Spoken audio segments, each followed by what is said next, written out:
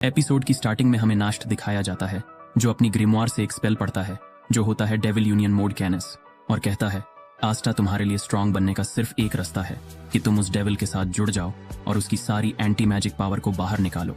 और तभी आस्टा के पैर के नीचे एक ब्लैक होल बन जाता है और उसमें से बहुत सारे हाथ बाहर निकलते हैं और अस्टा और लीबे को पकड़ लेते हैं और धीरे धीरे करके उन्हें जकड़ लेते हैं। लेकिन अस्टा उन्हें काटते हुए अपनी डेविल फॉर्म में बाहर निकलता है और तभी अस्टा को कुछ एहसास होता है और कहता है लीबे तो गायब हो गया। तभी अस्टा को एक आवाज आती है और वो अपने कंधे पर देखता है जहां पर लीबे बैठा होता है जो उसे बताता है मुझे ऐसा लगता है कि जब मैं तुम्हें अपनी पावर देता हूं तो मैं छोटा हो जाता हूं। और नास्ट भी कहता है डेविल बाइंडिंग कॉन्ट्रैक्ट्स में इनिशिएटिव पूरी तरह से ऑर्डर देने वाले के पास होता है, दूसरे शब्दों में इंसान के पास। इसीलिए मैं यूनियन का इतनी आसानी से यूज कर सकता हूं और तुम्हारे प्रेजेंट सिचुएशन में यूनियन तुम्हारे पास नहीं है, इसलिए डेविल की पावर थोड़ी थोड़ी करके तुम्हारे अंदर आ रही है। और अस्टा लीबे से पूछता है मैं तुम्हारी असली पावर का यूज कैसे कर सकता हूँ। इस पर लीबे कहता है मुझे नहीं पता, मैं तुम्हारे बॉडी पर कंट्रोल करके लड़ने का प्लान बना रहा था। मैंने पहले कभी बाहर आकर लड़ाई नहीं की, इसलिए तुम जैसा लड़का भी मुझे हरा सकता है।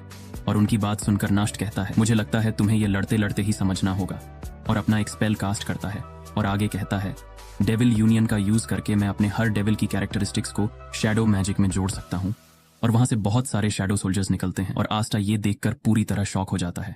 और तभी आस्टा के पीछे से एक शैडो बाहर निकलता है और आस्टा पर अटैक कर देता है, लेकिन आस्टा उसके अटैक को अपनी सोर्ड से ब्लॉक कर लेता है। लेकिन आस्टा के पीछे वाले शैडो उस पर अटैक कर देते हैं, लेकिन आस्टा उनके अटैक से भी बचता है। तभी ऊपर से एक और शैडो आस्टा पर अटैक करता है और आस्टा उन सभी के अटैक को ब्लॉक करता है। तभी नास्ट कहता है जब तक तुम मुझे हरा नहीं देते ये शैडोज गायब नहीं होंगी।